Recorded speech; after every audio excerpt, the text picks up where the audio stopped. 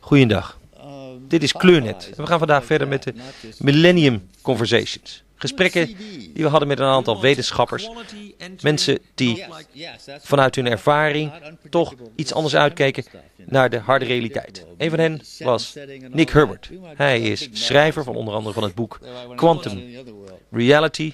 Hij is kwantumfysicus en vreselijk geïnteresseerd in wat het allemaal betekent voor ons inzicht in de rest van de wereld. Laat u nu een gesprek van hem horen met Nick Franks, die een alternatieve healer is. Well, they call it science.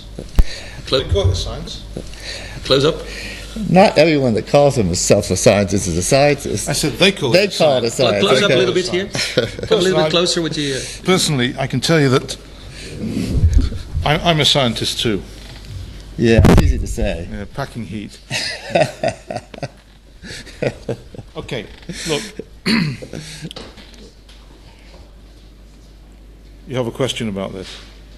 I'm willing to listen to you.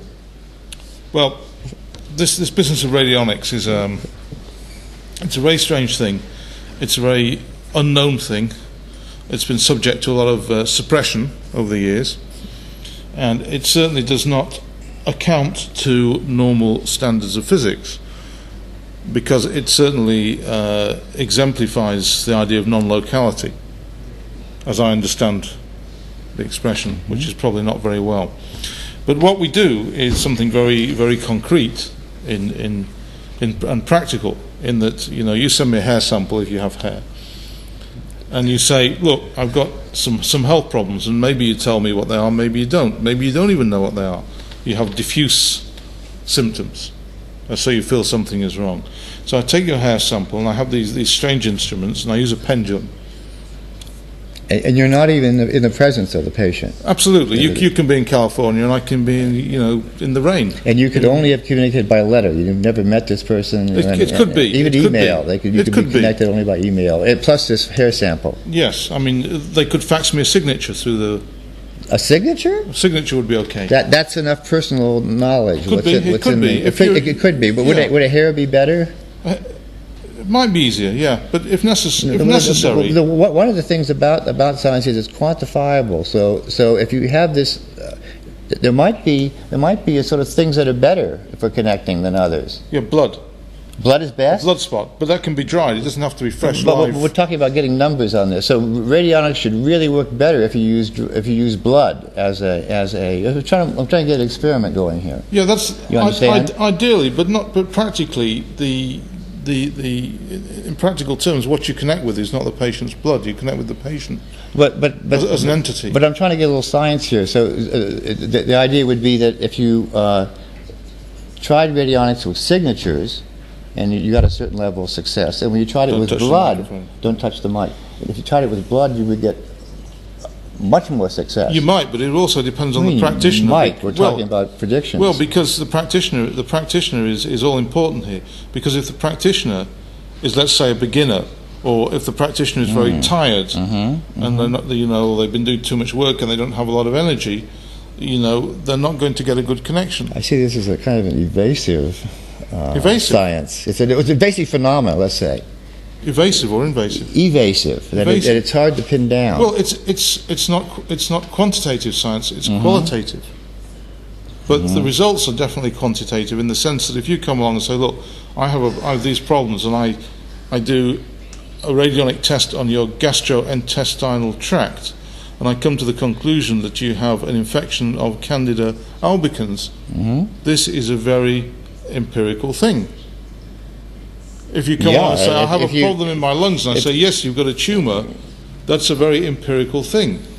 But then again, if you come along and you say, and I say, yes, but your etheric body has got certain taints in it and certain problems, and if I say your astral body or your aura, let's say, has got a rent in it, and you're losing energy, this is in the area of the non-understandable by present-day science. But part of it is because of, if you're a doctor, I have troubles too. Can you diagnose me? Yeah, not just... Can you tell me the rents in my aura? I mean, right now, right this instant? No, not right now. You need Because a pendulum, you need instruments? Well, I would need to go away and be quiet and really get into it. You know, I mean, we've got an audience of people here, and you know, doing this stuff is not a circus. It's not a circus, you know. It's a serious study, and your health is a serious matter. I understand that, but a scientific thing should work under all conditions. You shouldn't have these subjective. I mean, a gun always fires. It doesn't just wait for you. Let me give you a story about scientific objectivity, right? And we'll see what this really means. There's, you know, one of the great criticisms that is put to homeopathy, classical homeopathy, is that it's not a repeatable phenomenon, in the sense that if we get 50 patients with stomach ulcers and we give them all arsenicum album, arsenic, we should, you know, get a certain amount who will get better and a certain amount who won't, and we get a very quantifiable result. And there will be a certain amount that get better no matter what you did to them. Even, right. With them. Right. Now, let's say we're a drug company and we come along and we make a new drug called, you know, Nicozone, right? Harmonium. Yeah, Harmonium. And we give Harmonium to 50 patients with ulcers. And we come along and we do this study, and then we say, okay, 49 got better, and you know, 51 not so good, and so on and so forth. It doesn't sound very good. I reject that. This is what they do.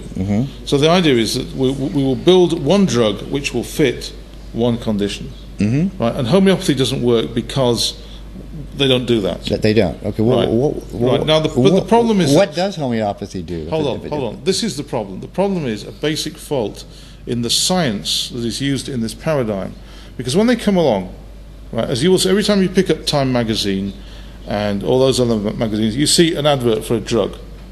They do this in the States. Like Viagra. Whatever. It doesn't matter. Is there a homeopathic kind of Viagra? There could be. But that could be testable. There could be. There could be. We'll leave that. Could right, be. Let's not stray here. We look at this picture of a drug, right, and you know, it says, so, you know, Nicozone for Harmonium, stomach ulcers, and in coordination, along with the famous adage, large print giveth and the small print taketh away.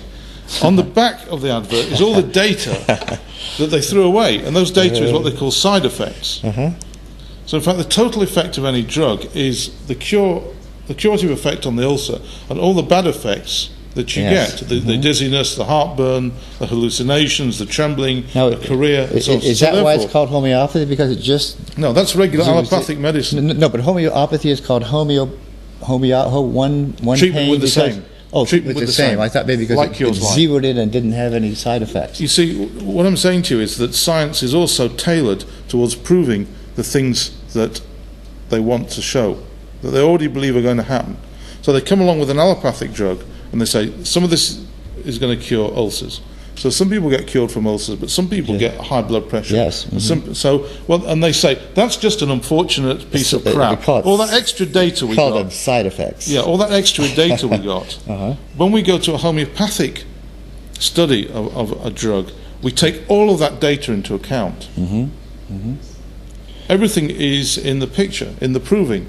So therefore, we don't look for this, except in very few instances, we don't look for a precise one-to-one correspondence between a drug and a condition, because what we're trying to do is treat a constellation of conditions as a holistic phenomenon in the person. So you see, science, as you call it, which looks at these objective phenomena, is also rigged to produce the results that experimenters want to find, because it suits the powers that be. Well, it suits the... you read the book by Thomas Kuhn. Oh yeah, there's going to be a big paradigm shift. But it's going to happen in Y2K. We're going to change doing it in this room. No. The paradigms have a lot of inertia. I think there are a lot of phenomena that are too elusive for science to really address. I mean, science basically picks out the cream of phenomena, the easy ones, the easy problems. Absolutely. Where you can actually do measurements and come to conclusions. You know, the boiling point of water is 1.77776. Those are the kind of questions we can deal with. No, it's not emotion. Nothing's involved. No consciousness. It's just number above or below. It's just dumb, stupid questions that no one in his right mind would ask. Science is good at answering those kinds of questions. But when human beings become involved, it becomes harder and harder to do this kind of science. Did you have yes, exactly. But I mean, did you have any contact with this guy Jan at is it MIT or? No, I have no idea who that guy is. Well, Jan was a very advanced professor in rocket science, and then he went a little bit crazy, according to his colleagues, because he put people in a room and he has his own lab. It's Yale or Harvard or MIT, and he has computers rigged up, and he runs an experiment where people can influence the performance of the computer with their mind. And through doing hundreds of thousands of repetitions, he's shown a statistical probability that people can influence computers. Well, if Luke and I were talking about influencing art with your mind, I don't see why you couldn't be able to influence a computer. Well, he's been shunned and ridiculed by his contemporaries, but apparently I'm surprised you haven't come across him. Well, he's one of your gang. I mean, a physicist, a renegade, rogue physicist. Yeah, but he's in a large American institution. Princeton, yeah. Maybe it is a mental institution. Are we going the right way here? No, we're going the right way. The question of whether the mind can influence things in the outside world is an important one. I mean, that's a question that should be scientifically addressed. It's extremely important. Because if you can sit at your computer and if you've got a bad mood on and your computer crashes because you had a bad mood, then this is a problem, isn't it? Yes, it is. And from the point of view of physics. We just have to build robust, mood-independent computer chips. Yes, but it is a problem. You have to admit it is a problem. I mean, suppose it ain't supposed to work like that. Well, suppose it were shown that the mind could influence chips, bad mood. Could you wipe out the entire Intel factory by having this really gripey guy come into the shop? I think that'd be a bit big, but big to do. But you see the point of what I mean. They'd have to shield their factories against personality types. If that were true, who knows? It may be true. We don't know, do we? I mean, you go to the Chinese and feng shui. We're talking about $1 billion industry. Have you heard of this guy Jan? No, tell me about it. It's a big professor. He was a very big-time professor at one of these institutions, Princeton or MIT or whatever. And he started doing experiments. I've seen it on television, but I don't exactly remember. You sit there with a clicker in your hand, and something goes on the screen, and when you think you can influence the movement to what is on the screen, you click, which is, of course, the focus of your consciousness. And he's done more than 250,000 experiments of this, and shown with lots of different people, and he shows that people can influence what happens on the screen by thinking about it, because the click also is measured. When he clicked, then something happened. Yeah, but okay, now this is of course a branch of science that we have. Peter Rubin is sitting there, but in 1984 we had the first New Edge conference, and before that, in 90 we had the people, the hacker people, and they came with a story that Siemens in Germany for a long time did experiments with military influencing computers. I mean, this is the same thing. You have a computer. Can you make that sucker do something? Like crash. Well, like crash or work. Now, we know all that some people sit in front of a computer and it does everything it's supposed to do. And other people, man, it crashes here. Yes, that's right. Okay. So, now what is the whole story there? And we know that. And the story was that Siemens did did research with military in order to train people to fuck up basically or this make is serious? Yeah, that's serious. And according to the Chaos Computer people, this research went underground at some time. Yeah? Because they found it could work. I think it definitely is. And then comes there is of course this story that if you have a device, now you talk about a television where there's some quantum underworld processes going on. You know, the electron goes to the left or to the right. Basically, semiconductors have that too. Now, if you would make a semiconductor that is not functioning 100%, and in fact we know that that's happened, we call them malfunctioning. We throw them out. But one of these things that, once in a while goes to the left and goes to the right. Right in the where middle. A very thin, very small influence would make it. Now we call this what is the device called? There's a word for a device that is just so. The guy got the Nobel Prize. Critical phenomena? Yeah, critical. God, well, I don't know the name. Anyway, you build a device that is increasingly critical. Yes. Yes. By tuning it, you make it very critical, so that it really is like. And then you do the test.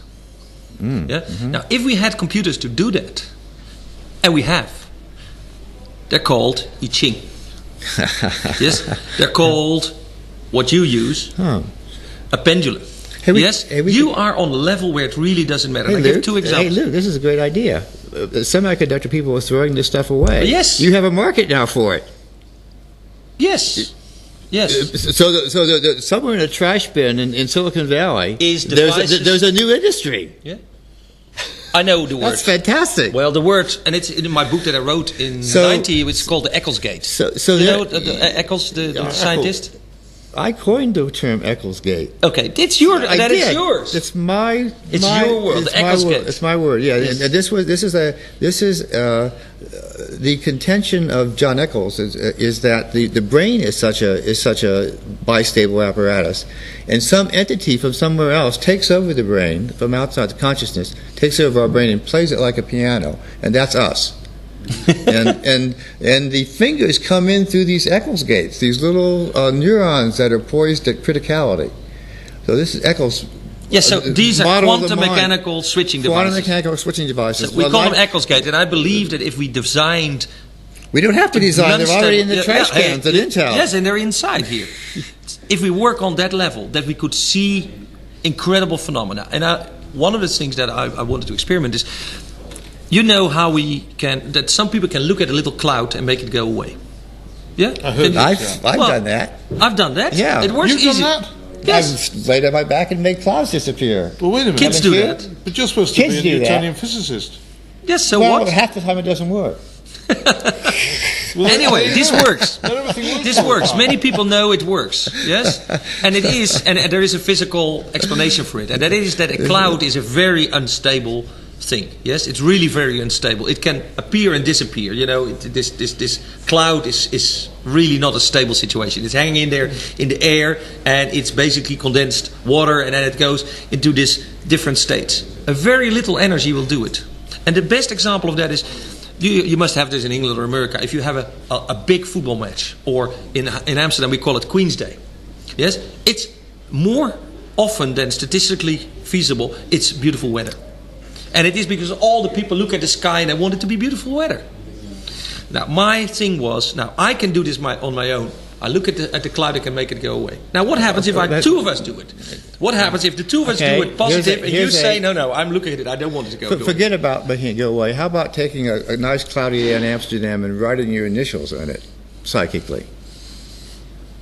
Well, how many people would that take? Well, to Luke Sala, L.S., maybe it takes only one person, and that's maybe a good person. The kind of training that, and then we come to, he talks about radionics. I'd be impressed by that if you could do that with your mind.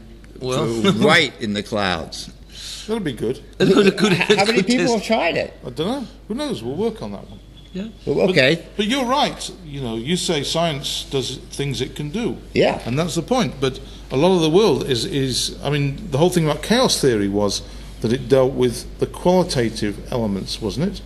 Yes. People looked at smoke rising through a lamp, and they said every coil of smoke is different. They looked at water going over a waterfall. Every second is different. Heraclitus. Yes. Right. But chaos theory mastered that. Now we have a mathematical description of chaos. And it turns out there is order to the chaos. There is order in that chaos. Yes. In the ripples. The attractor. Yes, the attractors. Right. So when we talk about classes of behavior, rather than trying to predict specific behavior, we can't say what a waterfall is going to do. There are classes of ripples that it will form. Yeah, you can't and we can talk exactly about the classes. You can give a probability that certain things will happen. But we can describe them in a qualitative way.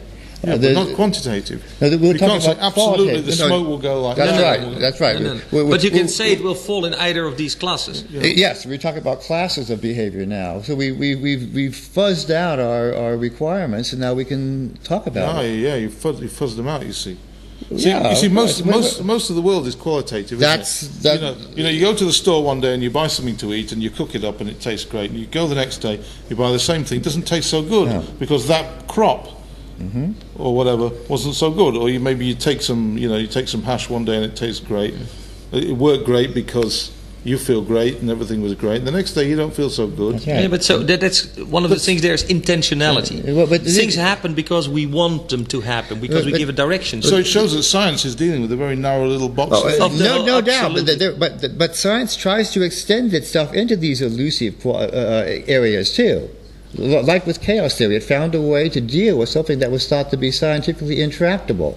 So give science a chance. We're doing our best. Maybe before you brainy guys work on these problems, you'll resolve them.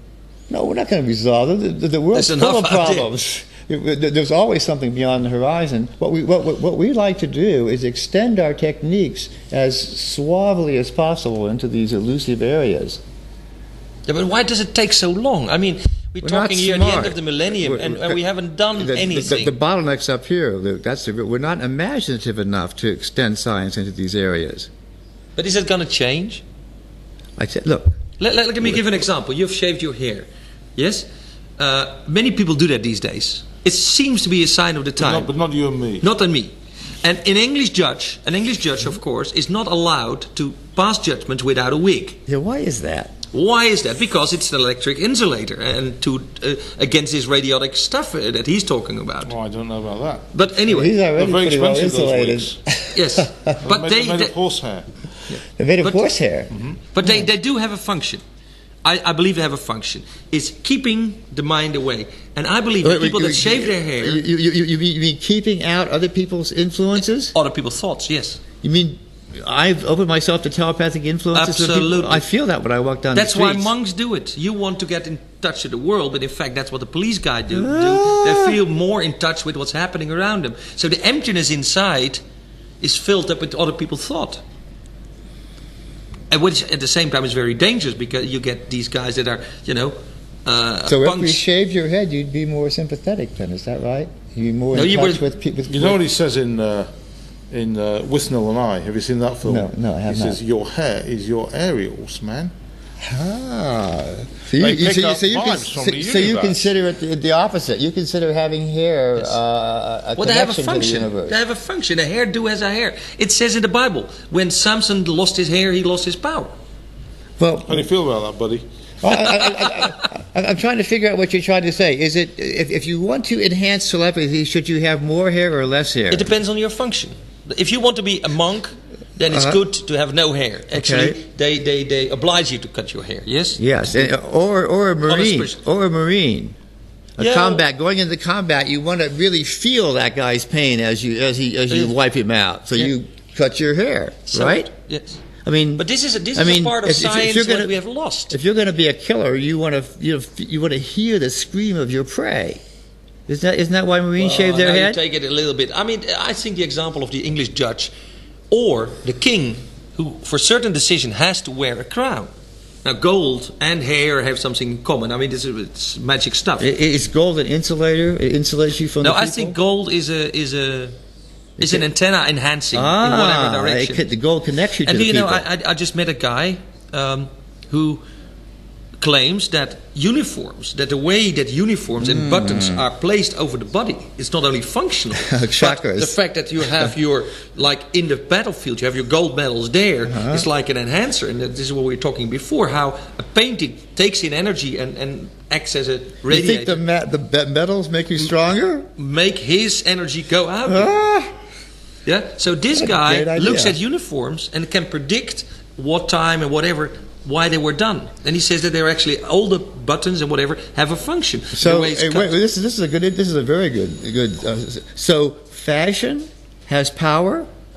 Yes. The fashion. I mean, there were certain battles that were decided by the kind of dress. You said fetish has power. No. Fashion has power. And a fetish is the extreme of that. Well, uniforms certainly have power. Man comes up to you with a uniform on. that looks powerful, you can be intimidated. His hat. One of the guy comes up to you in rags. You think, schnorrer. I'd like to make along these lines. I'd like to make a recommendation to the Dutch police. It looks, every time I see a police car, it looks to me like it's saying polite. Oh, what nice police. What's it saying polite. to you? Well, we know, for instance, that in Amsterdam yes. they had these dark blue cars, and I advised them to use white cars. Because if we know these guys when it's called the ME or the whatever the guys with the clubs and and they drive in these black bluish cars, and they leave the blood from the last situation on it. There is paint going back on those cars to the crowning situation of the Queen. They're going to paint them black again? No. They don't clean them. Oh. They leave it on, and they do it just to show, hey, the paint and the blood and whatever is there. I find this horrible, and I've advised them not to do it because I know when there's a demonstration and you see these cars coming up, and they know there's the blue cars. The white cars, they're seen like traffic police. Polite. So there is really and I think this is Doors of Perception of Aldous Huxley, when he took peyote the first time. He said, hey, wait a moment. He started to understand how colors, how things do influence us on not only on the conscious level, but on this subconscious and this underworld level. I'm still into the idea that there are certain uniforms that would become invincible in war. That's another story, of course. You know that the Tibetans fashion could determine the outcome of a battle. Yes. Why do you think they spend so much money on it? That's a fantastic Why would idea. Listen, if you're a magician, you know that the form of your head is important. Yes. Yes. So why would one army have the heads like that? I mean, this would be better than weapons. We could out-fashion them. We could. I think that's true. We call it Ralph Lauren to advise our general. These are influences that some people know and we don't realize, and that some people have realized. And I'm sure that the Nazis spearhead an understanding of that. Look how at that. You could use form and light. At theater. Theater, yes. And picking up the swastika symbols. Yeah. So we need talk symbols. About is symbols. So symbols have power, and they have power over the underworld, because that's where we started the discussion. Time and space, yes. And it's illegal to display these symbols in Amsterdam. No, it is, but not if you turn them around in the original way. Because if you realize the swastika is just two people copulating. You know that. No, I didn't know that. Thank you. That's the basic symbol. It's a swastika. It's one guy on his knees and a girl there. I don't think that's why people object to it.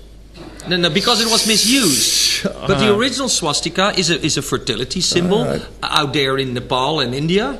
Everybody uses it. I don't know where it comes exactly from, but or maybe Egypt. Yes, that's fine. But it is a basic symbol that goes with certain seasons. Do you think we'll ever have a symbol that powerful in the next millennium?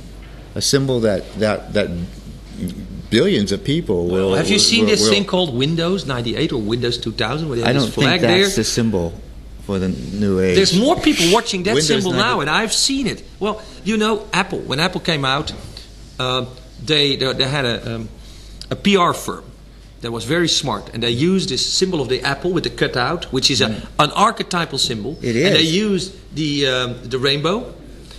And it was obligatory that every program always had to have this apple on the screen. What are you talking about? This was hypnotic. This was intended to be hypnotic, to hook you onto it. Apple's a very ambiguous symbol, because that was the wisdom cut out. Out of paradise. Out of paradise. Yeah, our computer's going to do that? I mean, that's what I wanted. The connotation was does the pentagram use the pentagram? Well, the symbols, but that's I know about it. Everybody knew about it. All cultures had it. So when you talk about your underworld, your quantum physics layers, and the symbol is it. We started talking about paintings. We said they have secret powers, or they have unknown powers. Alleged. Symbols we know have powers. Oh, certainly symbols yes, have because power. they go in our system. Yes. And we know that some people believe that the runes, it's called the runes, These the thing that runes. Runes, that Celtic symbol. Yes. Yes, that these symbols had power over time and space. Yes. Yes, they believe that if you have the right order of runes, that you could travel to time and space. And I remember a book. It was a science fiction book where a guy had all these runes tattooed on his, and by putting his hand like that, making the two runes click, he could do magic like that. Yeah. Well, the SS. They had to. Those were two runes. The SS symbol is two runes. The lightning runes? Yeah. Lightning symbols? Yes. So, of course, all these things have power. But it's not the only part of the power, because also how hard you hit and how much heat you pack. That's the material world part. Yeah. That's material world part. So you have to be well armed if you're going to use these uniforms. Is that right? You have to have as much force. Well, as you but can. it also happened that in that highly motivated small armies beat much less well motivated large armies. So we're talking about heart energy, right? Well, it may not be quite heart energy, but sure it is. There's this Braveheart. Oh, Braveheart energy. Yeah, that kind of heart energy. I mean, it's not exactly love, but it's a kind of coming back to the bonding. quantum. Do you think the heart has some quantum mechanical, what you call underworld effects? The heart. The heart. Have Is it? underworld. We were talking about Eccles gates in the brain, but Yes, is the heart. a big radiator of energy? Now that's really a tough question. I mean, applying science to love and to affection, that makes homeopathy almost look like a science. It's totally cultural. So trying to make a science of love, of affection, of desire, that's part of what you do, because you. That's what I would like to do, but that's so out of our reach. We scientists are just geeks. I mean, the more elusive a phenomenon is, the harder it is for science to get its little claws. Is love, the basic thing that some love people is say? elusive. We're talking about elusive. You can't touch it. Well, that's the same as what. Well, not only can't you touch it, you can't do anything with it. You can't grapple. But we know, for instance, that love cures. Yeah. Love, Nick. Love kills too. It seems so. Yes. But a mother cures her kids faster with love than with anything else. Yeah. It works both ways. You can kill with love too, I think. And for love. Well, so many wars have been fought to defend what you love. Yes. Well, because of security. Well, there's love in its lower forms and love in its higher forms, of course. Love in its higher forms. It's very common to use this word love. Yes. Very commonly used as a blanket expression, but of course, if you look at the spiritual teachings, there's a higher form and a lower form. The lower personality has its own possessive, jealous. That's love. That's love. Mm-hmm. Yes, love. It's like lust. Love, right? And then there's the compassionate love of the Buddha. That's a different matter. This is dirty and clean, also, right? Yeah, there's dirty love and then there's clean love. You got it. Well, how would you? You're from Manchester. How would you describe the love for what you described this week, Manchester United? That the people love this club, or they love Ajax. Yeah, but this is pride, isn't it? Yeah, this is very dirty. This is pride. We are the best. Tribalism. Little tribal egoism. Yeah. And they get in the stadium and they rant and scream and shout, and the team wins and they feel great. And it loses and they feel small. If you support City, you feel like a piece of shit because they went nowhere for years. But if you support United, but it's still kind of love, though, isn't it? Yes, but it's a very low form of love, because it also involves a lot of hatred. Yeah, but if that's true, hatred of all the everybody else except your little team. The Buddha would presumably come along and say, "Well, I love all of you football teams. You're all great. I don't care who wins or who loses. I love you all." That's why he's the Buddha. You think that's one of the great metaphysical questions of this age in time? If the Buddha came around, would he support Manchester United or Ajax? He'd support them all. So you're all manifestations of creation. He's not a very good fan. And I have compassion for your sufferings. That's higher love. The Buddha is not a fan. No, the Buddha is not a fan. He just say, you're all suffering beings. Yes. Yeah, but that's no. I don't think that is. You're missing the point. Especially the losers. Yeah, but do you think that? I mean, that's an image we have about holy people that we say, oh, yeah, they're all loving. Is that true? Or is it only one kind of holy people? Is the Richard Brave or the Richard Lionheart, the guy who stood up and said, we're going to fight this and that and that, isn't he that other kind of holy man that put it into action? It's a different thing that you're looking at, isn't it? It's a different level of energy and feeling. I mean, we can take I Ching and we can use I Ching, and that's a book that works on a very high level. And we can take a book like The Art of War, which you also probably know, Sun Tzu. And that's a book about combat and fighting. But it also is on a very high level. It's also a book about life and about the basic lessons. It's how to win. It's how to fight a war and win. But it's also... Yeah, but there's nothing wrong with winning. If you have to defend your family, it's probably acceptable to say, hey, instead of going to the slaughterhouse, we fight for it. Yeah, but there's levels of these things. It's like Maslow. You go to this guy Maslow, the famous psychologist, who said food first and self-realization at the top. That's right. If you've got to eat, it's going to be hard to be self-realized. Yes. But once you've gone through all those, then maybe... Yeah, you've eaten, you've taken care of your family, security, all those. Yes, so we have the Art layers of War for for eating and surviving, and then we have the I Ching for... On that note, empires rise and fall, and when the empires reach their height, they have all these resources that they've wrenched from other people to do noble things. And I think one of the things that our empire that we have here, built on the backs of the American Empire. Let's call it the American Empire. We have a responsibility to use this wealth that we have. Well, Bill Gates is going to throw his money away to help the world. One of the things that empires do is concentrate wealth to make things possible that weren't possible when you're just out there, living with your cattle. And we could use this wealth in some just stupid shit way, like making more of it, or we can, use it in some kind of noble way, like science of consciousness and the physics of love. Hey, what do you mean? Science has shown we have atom bombs. Well, man, this is power. Okay, but the reality is that the science of consciousness, or the science in general, has been subsidized all through the century. And it did produce bombs, and it did produce neutrinos and all that kind of stuff. But what else has it produced? I'm a physicist. I come back to you, my university. What have you done for me lately? Yes, what have you done for me lately, scientist? Yes? Bioengineered, crops that don't generate themselves, atomic waste, chemicals that kill people. What has science done? I go to universities and I'm abhorred. When I went there, when I finished studying 20... What? It's because it's not... the world.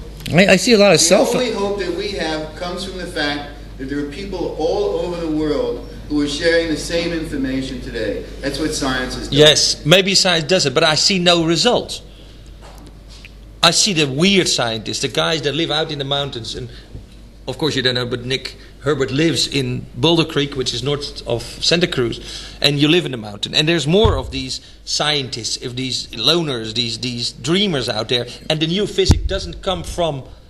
The new physics didn't come from the universities. It came from the idiots that saw different. Idiots? Well, I call them idiots because these are the people that decided not to live up to the scientific career, get this degree and that degree, become a doctorate and get a pa.